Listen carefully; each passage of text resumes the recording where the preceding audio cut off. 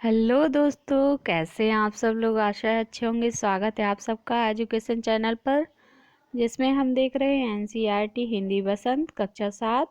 तो वीडियो को देखने के लिए चैनल को लाइक कर लीजिए, शेयर कर दीजिए और सब्सक्राइब कर लीजिए। आइए शुरू करते हैं इस वीडियो के माध्यम से इस पाठ को पढ़ना।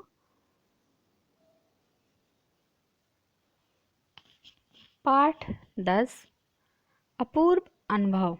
आइए पढ़ते हैं इस पाठ को। सभागार में शिविर लगने के 2 दिन बाद तोतो चान के लिए एक बड़ा साहस करने का दिन आया। इस दिन उसे यासुकी चान से मिलना था। इस भेद का पता ना तो तोतो चान को, माता पिता को था, न और यासुकी चान के। उसने यासुकी चान को अपने पेड़ पर चढ़ने का न्योता दिया था। तोमोए में हर एक बच्चा बाग के एक एक पेड़ को अपने खुद के चढ़ने का पेड़ मानता था। तोतो चान का पेड़ मैदान के बाहरी हिस्से में कुहुन बुत्सु जाने वाली सड़क के पास था। बड़ा सा पेड़ था। उसका चढ़ने जाओ तो पैर फिसल फिसल जाते, पर ठीक से चढ़ने पर जमीन से कोई 6 फुट की ऊंचाई पर एक द्विशाखा तक पहुंचा जा सकता था। बिल्कुल किसी झूले सी आरामदेह जगह थी। यह तोतो चान अक्सर खाने की छुट्टी के समय या स्कूल के बाद ऊपर सीढ़ी मिलती, वहां से वह सामने दूर तक ऊपर आकाश को या नीचे सड़क पर चलते लोगों को देखा करती थी। बच्चे अपने अपने पेड़ की निजी संपत्ति मानते थे। किसी दूसरे के पेड़ पर चढ़ना हो तो उससे पहले पूरी शिष्टता से माफ कीजिए, क्या मैं अंदर आ जाऊं, पूछना पड़ता था। यासुकी चान को पोलियो था, इसलिए वह ना तो किसी पेड़ पर चढ़ पाता था और न किसी पेड़ की निजी संपत्ति मानता था। अतः तोतो चान ने उसे अपने पेड़ पर आमंत्रित किया था, पर यह बात उन्होंने किसी से नहीं कही, क्योंकि अगर बड़े सुनते तो जरूर डांटते। घर से निकलते समय तोतो चान ने माँ से कहा कि वह यासुकी चान के घर निनिन चोप्पू जा रही है। चूंकि वह झूठ बोल रही थी, इसलिए उसने माँ की आंखों में नहीं झांका। वह अपनी नजरें जूतों के फीतों पर ही गड़ाए रही। रॉकी उसके पीछे पीछे स्टेशन तक आया। जाने से पहले उसे सच बताए बिना तोतो चान से रहा नहीं गया। मैं यासुकी चान को अपने पेड़ पर चढ़ने देने वाली हूँ, उसने बताया। जब तोतो चान स्कूल पहुंची तो रेल पास उसके गले के पास आसपास हवा में उड़ रहा था। यासुकी चान उसे मैदान में क्यारियों के पास मिला। गर्मी की छुट्टियों के कारण सब सूना पड़ा था। यासुकी चान उससे कुल जमा 1 ही वर्ष बड़ा था, पर तोतो चान को वह अपने से बहुत बड़ा लगता था। जैसे ही यासुकी चान ने तोतो चान को देखा, पर वह पैर घसीटता हुआ उसकी ओर बढ़ा। उसके हाथ अपनी चाल को स्थिर करने में के लिए दोनों ओर फैले हुए थे। उड़ रहा था। यासुकी चान उसे मैदान में क्यारियों के पास मिला। गर्मी की छुट्टियों के कारण सब सूना पड़ा था। यासुकी चान उससे कुल जमा 1 ही वर्ष बड़ा था, पर तोतो चान को वह अपने से बहुत बड़ा लगता था। जैसे ही यासुकी चान ने तोतो चान को देखा, वह पैर घसीटता हुआ उसकी ओर बढ़ा। उसके हाथ अपनी चाल को स्थिर करने के लिए दोनों ओर फैले हुए थे। तोतो चान उत्तेजित थी। वे दोनों आज कुछ ऐसे करने वाले थे जिसका भेद किसी को भी पता न था। वह उल्लास में टिटियाकर हंसने लगी। यासुकी चान भी हंसने लगा। तोतो चान यासुकी चान को अपने पेड़ की ओर ले गई और उसके बाद वह तुरंत चौकीदार के छप्पर की ओर भागी। जैसे उसने रात को ही तय कर लिया था, वहां से वह एक सीढ़ी घसीटती हुई लाई, उसे तने के सहारे ऐसे लगाया जिससे वह दुई शाखा तक पहुंच जाए। वह कुर्सी से ऊपर चढ़ी और सीढ़ी के किनारे को पकड़ लिया। तब उसने पुकारा, ठीक है, अब ऊपर चढ़ने की कोशिश करो। यासुकी चान के हाथ पैरों इतने कमजोर थे कि वह पहली सीढ़ी पर भी बिना सहारे के नहीं चढ़ पाया। इस पर तोतो चान नीचे उतर आई और यासुकी चान को पीछे से धकेलने लगी, पर तोतो चान थी छोटी और नाजुक सी, इससे अधिक सहायता क्या करती। यासुकी चान ने अपना पैर सीढ़ी पर से हटा लिया और हताशा से सिर झुकाकर खड़ा हो गया। तोतो चान को पहली बार लगा कि काम उतना आसान नहीं है जितना वह सोचे बैठी थी। अब क्या करे? वह यासुकी चान उसके पेड़ पर चढ़े, यह उसकी हार्दिक इच्छा थी। यासुकी चान के मन में भी उत्साह था। वह उसके सामने गई। उसका लटका चेहरा इतना उदास था कि तोतो चान को उसे हंसाने के लिए गाल फुला फुलाकर तरह तरह के चेहरे बनाने पड़े। ठहरो, एक बात सूझी है। वह फिर चौकीदार के छप्पर की ओर दौड़ी और हर एक चीज उलट पुलट कर देखने लगी। आखिर उसे एक तिपाही सीढ़ी मिली जिसे थामे रहना भी जरूरी नहीं था। वह तिपाही सीढ़ी को घसीट कर ले आई तो अपनी शक्ति पर हैरान होने लगी। तिपाही की ऊपरी सीढ़ी द्विशाखा तक पहुंच रही थी। देखो, अब डरना मत, उसने बड़ी बहन की सी आवाज में कहा। यह डगमगाएगी नहीं। यासुकी चान ने घबराकर तिपाही सीढ़ी और पसीने से तरबतर तोतो चान की ओर देखा। उसे भी काफी पसीना आ रहा था। उसने पेड़ की ओर देखा और तब निश्चय के साथ पांव उठाकर पहली सीढ़ी पर रखा। उन दोनों को यह बिल्कुल भी पता न चला कि कितना समय यासुकी चान को ऊपर तक चढ़ने में लगा।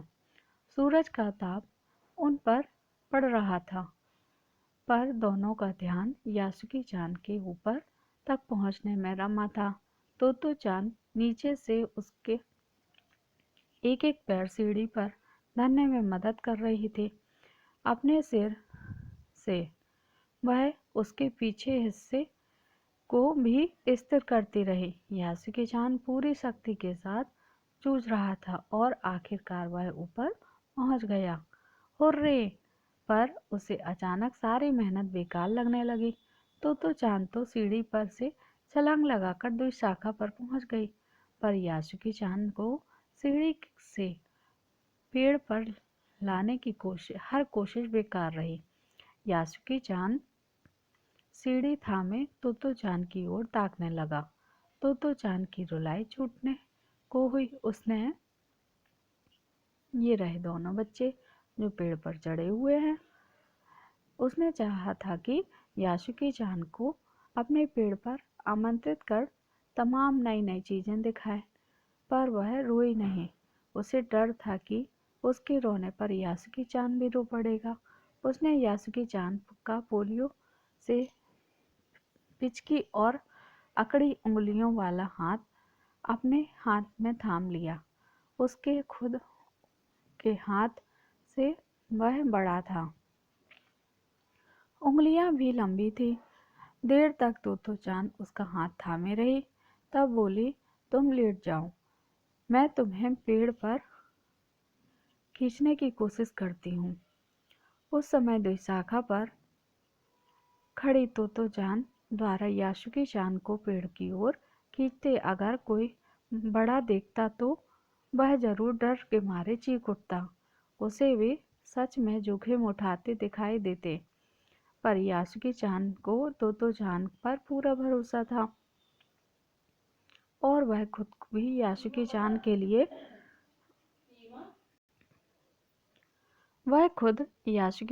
लिए भारी खतरा उठा रही थी। अपने नन्हे हाथों से वह पूरी ताकत से यासुकी चान को खींचने लगी। बादल का एक टुकड़ा बीच बीच में छाया करके उन्हें कड़कती धूप से बचा रहा था। काफी कड़ी मेहनत के बाद दोनों आमने सामने पेड़ की दूसरी शाखा पर थे।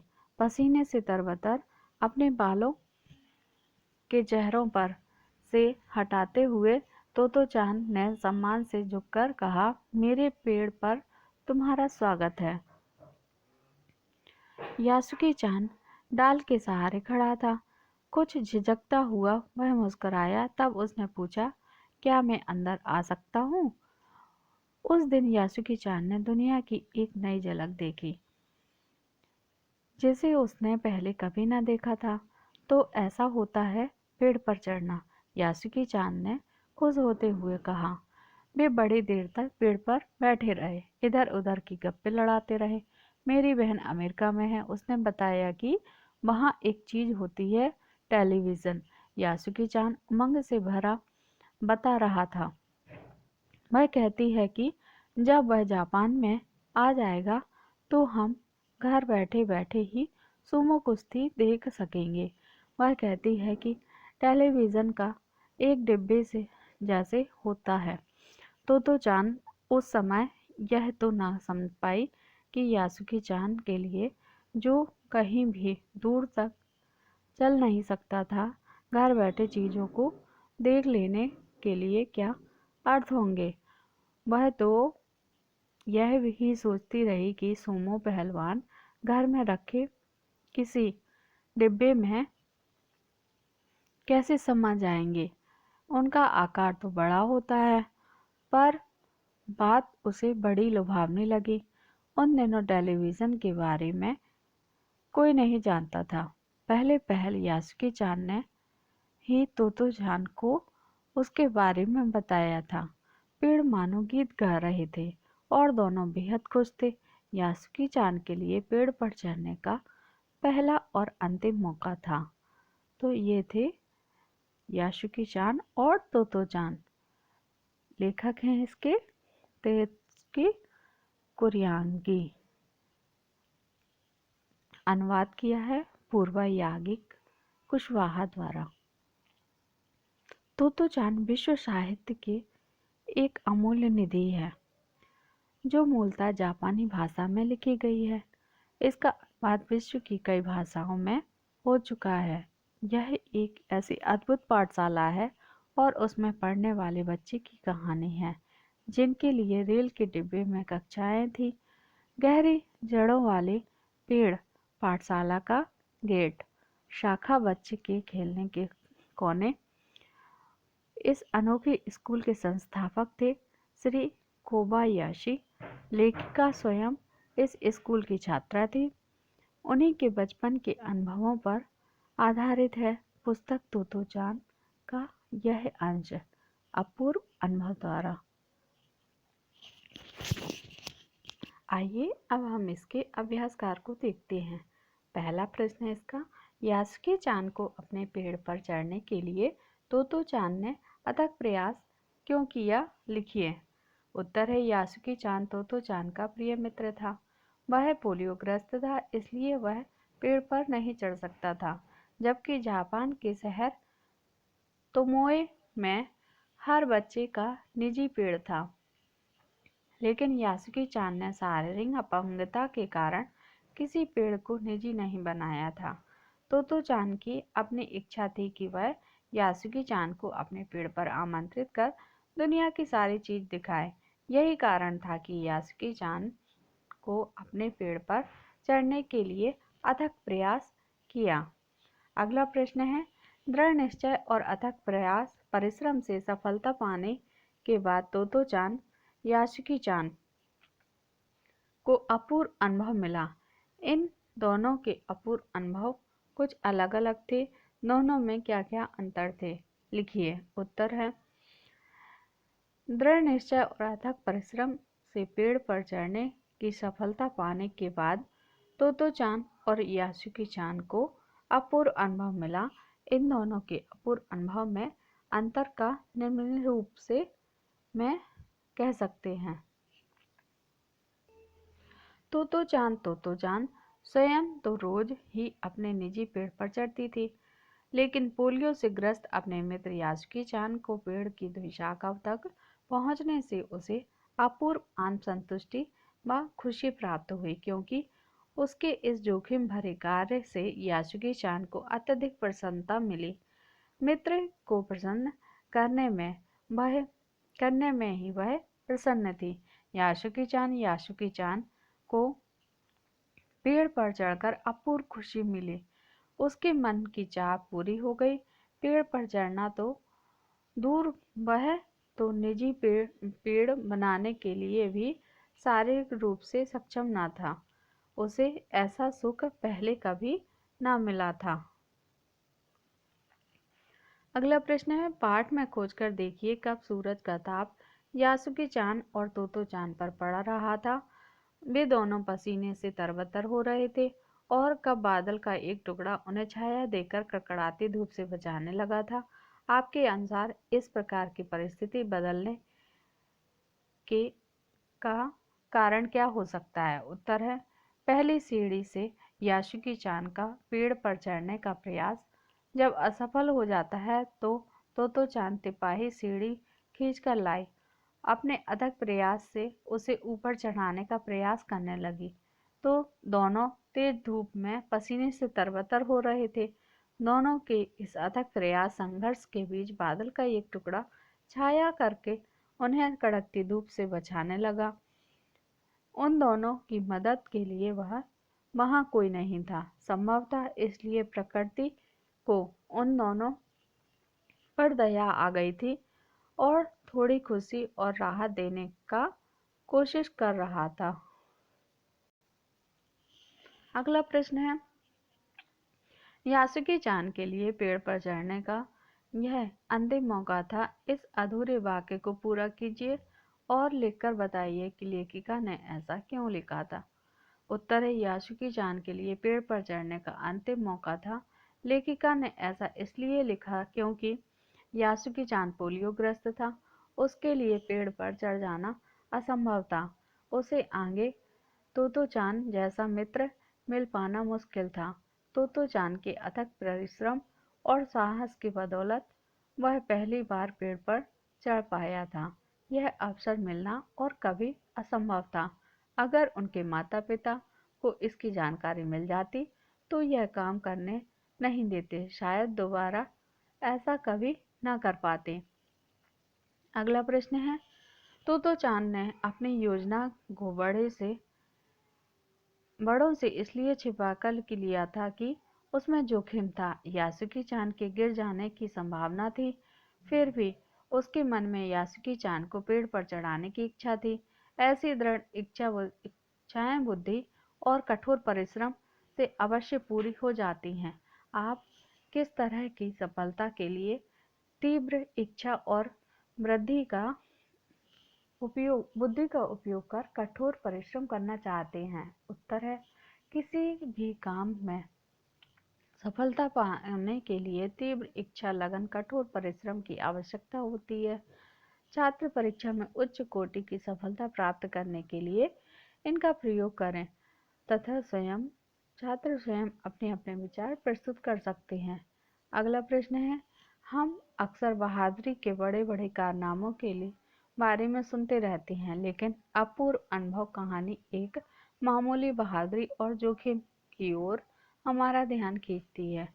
यदि आपको अपने आसपास के संसार में कोई रोमांचकारी अनुभव प्राप्त हो तो उसके बारे में प्राप्त करेंगे, तो ये विद्यार्थी स्वयं करेंगे।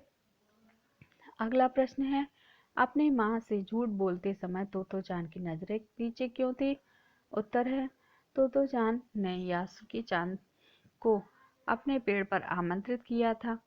यह बात उसने अपनी माँ से छिपाई थी, क्योंकि उसे मालूम था कि यदि माँ यह जोखिम भरा कार्य नहीं करने देगी। जब माँ ने उससे पूछा कि वह कहाँ जा रहा है, जा रही है, तो उसने झूठ कहा था कि यासुकी चान से मिलने उसके घर जा रही थी। यह कहते समय उसकी नजरें नीची थी, क्योंकि वह माँ से झूठ बोल रही थी। उसे डर था कि शायद वह माँ से नजरें मिलाकर जब यह बात कहेगी तो उसका झूठ पकड़ा जाएगा। अगला प्रश्न है, यासुकी चान जैसे शारीरिक चुनौतियों से गुजरने वाले व्यक्तियों के लिए चढ़ने उतरने की सुविधाएं हर जगह नहीं होती हैं, लेकिन कुछ जगहों पर ऐसी विशेष सुविधाएं दिखाई देती हैं। उन सुविधाओं वाली जगहों की सूची बनाइए। उत्तर है, विद्यार्थियों में अपंग बच्चों के लिए रैंप बना रखी हैं। मेट्रो रेल में भी अपंगों के चढ़ने उतरने के लिए विशेष प्रकार की लिफ्ट लगा रखी है। अस्पतालों में व्हीलचेयर की होती है। हवाई अड्डों पर भी यह सुविधा उपलब्ध है। अगला प्रश्न है, विशाखा शब्द दिव और शाखा के योग से बना है। दिव का अर्थ होता है दो और शाखा का अर्थ होता है डाल। विशाखा पेड़ के तने का वह भाग है जहाँ दो मोटी मोटी डालियाँ एक साथ निकलती हैं। वी की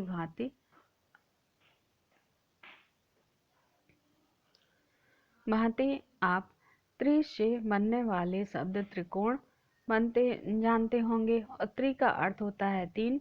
इस प्रकार 4, 5, 6, 7, 8, 9 संख्यावाची संस्कृत शब्द उपयोग में अक्सर आते हैं। इन संख्यावाची शब्दों की जानकारी प्राप्त कीजिए और देखिए कि वह क्या इन शब्दों की ध्वनि अंग्रेजी संख्या के नामों से कुछ मिलती जुलती है। जैसे 8 को अष्ट अंग्रेजी में 8 लिखा जाता है। उत्तर है, हिंदी के 2 को द्वि अंग्रेजी में 2, हिंदी 3 3 3, 5 पंच 5, 6 षष्ठ 6, 7 सप्त 7, 9 नवम 9। अगला प्रश्न है, पाठ में ठिठियाकर हंसने लगी, पीछे ढकियाने लगी जैसे वाक्य आए हैं। ठिठियाकर हंसने के मतलब का आप अवश्य अनुमान लगा सकते हैं। ठी ठी ठी हंसना या ठाठा मारकर हंसना बोलचाल में प्रयोग होता है। हंसने की ध्वनि में एक खास अंदाज को हंसी का विशेषण बना दिया गया है। साथ ही ठठियाना और धकियाना शब्द में आना प्रत्यय का प्रयोग हुआ है। इस प्रत्यय से फिल्माना शब्द भी बन जाता है। आना प्रत्यय से बनने वाले 4 सार्थक शब्द लिखिए। जैसे उत्तर है, घराना, चलाना, जुर्माना, रोजाना, शर्माना। बहुविकल्पीय प्रश्न है, बच्चे किसे अपनी संपत्ति मानते हैं? उत्तर है, पेड़ को। अगला प्रश्न है, यासुकी चान को क्या रोग था? उत्तर है, पोलियो। अगला प्रश्न है, तोतो चान किस काम को आसान समझ रही थी? उत्तर है, यासुकी चान को पेड़ पर चढ़ाना। अगला प्रश्न है, यासुकी चान का घर इनमें से कहाँ था? उत्तर है, तुमोए में।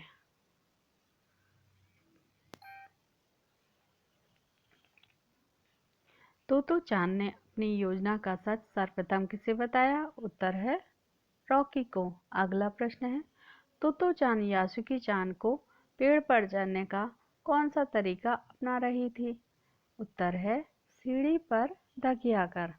अगला प्रश्न है, दोनों के विशाखा पर पहुंचने पर क्या हुआ? तोतो चान ने यासुकी चान का स्वागत किया। हार्दिक शब्द का अर्थ क्या है? हार्दिक है एक विशेषण शब्द है। ये देखिए सारे प्रश्नों के उत्तर। अगला प्रश्न है, तोतो चान ने अपने पेड़ पर चढ़ने का न्योता किसे दिया था? उत्तर है, तोतो चान ने अपने पेड़ पर चढ़ने का न्योता यासुकी चान को दिया था।